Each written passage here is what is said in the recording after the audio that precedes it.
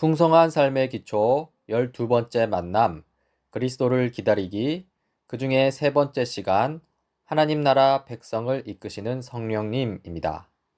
한국 교회가 위기를 겪고 있습니다. 많은 사람들이 이렇게 말합니다. 제게는 좋은 리더가 없습니다. 본받을 만한 좋은 그리스도인 리더나 따를 만한 좋은 선례가 없습니다. 제게는 좋은 공동체가 없습니다.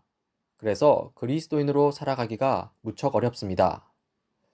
이러한 위기 상황에서 이 한국 교회가 나아가야 할 방향은 무엇일까요? 먼저 균형 있게 성장하는 그리스도인들을 양육해야 합니다. 그러면서 그런 성숙한 그리스도인들이 주축이 된 건강한 공동체를 다시 세워가는 것이죠. 이 일을 위해 성령 하나님께서 우리를 도우시고 인도하시는데요. 먼저 초대교회를 좀 돌아봅시다. 초대교회가 가진 문제들이 있습니다. 그때에는 오늘날 우리가 읽고 묵상하는 이 성경이 아직 완성되지 않았고요. 이 예수님에 대한 이야기조차 잘 정리되지 않았습니다. 당연히 교회 전통도 없었고요. 양육 프로그램도 없었습니다. 이단들이 우후죽순 생겨났고 유대교와 로마 제국의 핍박 가운데 있기도 했습니다. 정말 어려운 상황이었죠. 그런데 그러한 초대교회에 유일한 희망이 있었는데요. 바로 초대교회를 붙들고 계셨던 성령 하나님입니다. 초대교회는 여러 가지 어려움과 혼돈이 있었지만요. 그들을 하나로 묶어서 성숙하게 하신 성령 하나님이 계셨습니다. 저자 목사님은 이렇게 말합니다.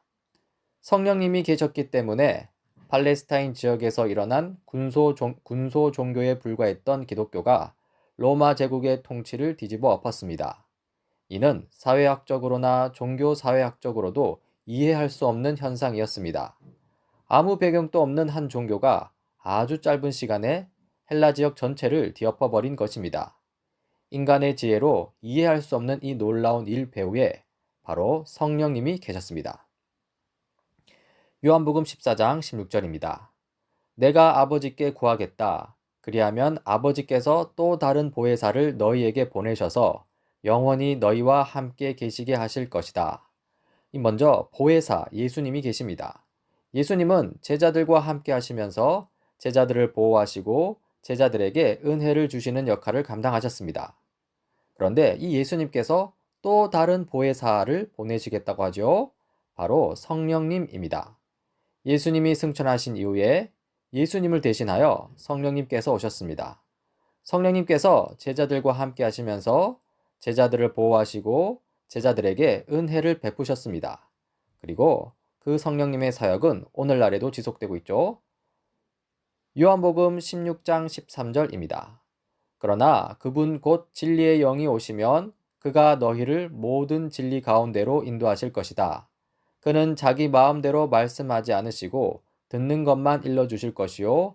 앞으로 올 일들을 너희에게 알려주실 것이다. 먼저 진리에 대해서 살펴보자면요. 진리는 예수 그리스도께서 우리에게 전달해 주신 하나님 나라 복음입니다. 그리고 또한 진리는요. 하나님 나라 복음의 중심에 계신 예수 그리스도 바로 그분입니다. 여기서 진리의 영이라고 했는데요. 에베소서 1장 17절을 먼저 보면요. 우리 주 예수 그리스도의 하나님이신 영광의 아버지께서 지혜와 계시의 영을 여러분에게 주셔서 하나님을 알게 하시고 라고 나오는데요. 이렇게 진리의 영, 지혜와 계시의 영이신 성령님께서 우리로 하여금 복음과 예수 그리스도를 알게 하신다는 것이죠. 이 성령으로 말미암아 우리는 진리를 알 수 있습니다. 에베소서 1장 13절 14절입니다. 여러분도 그리스도 안에서 진리의 말씀 곧 여러분을 구원하는 복음을 듣고서 그리스도를 믿었으므로 약속하신 성령의 날인을 받았습니다. 이 성령은 하나님의 소유인 우리가 완전히 구원받을 때까지 우리 상속의 담보이시며 우리로 하여금 하나님의 영광을 찬미하게 하십니다. 이 성령님이 하시는 일 하나가 이 진리의 말씀을 깨닫고 믿게 하는 것입니다. 우리 그리스도인은 성령으로 말미암아 구원하는 복음을 듣고 믿음으로써 하나님의 소유가 됩니다. 이 구원의 시작이라고 할 수 있겠죠? 그리고 성령께서 성령의 날인으로 보증하신다고 했는데요. 성령님은 그리스도인이 완전히 구원받을 때까지 이 상속의 담보가 되어 주십니다. 여기서 우리는 구원의 완성을 볼 수 있는데요. 이 구원이 확실하다는 의미에서 구원의 확실성이라고 할 수도 있습니다. 네, 이 성령님은 우리가 구원을 받고 완전한 구원에 이를 때까지 우리를 인도하고 이끄시고 보호하십니다. 성령님은 성경의 진리를 통해 일하시니 성경의 가르침에 천착하며 성령님의 도우심을 갈구하십시오. 초대교회 이후 지금까지 성도들 가운데에서 일하고 계신 성령님을 믿으십시오. 이러한 성령 하나님은 단순히 우리 개인의 영이 아니라요, 바로 교회 공동체의 영이십니다. 에베소서 2장 22절입니다. 그리스도 안에서 여러분도 함께 세워져서 하나님이 성령으로 거하실 처소가 됩니다. 이 함께 세워져서 처소가 된다고 했는데요. 앞서 구원의 시작과 완성에 대해 언급했죠.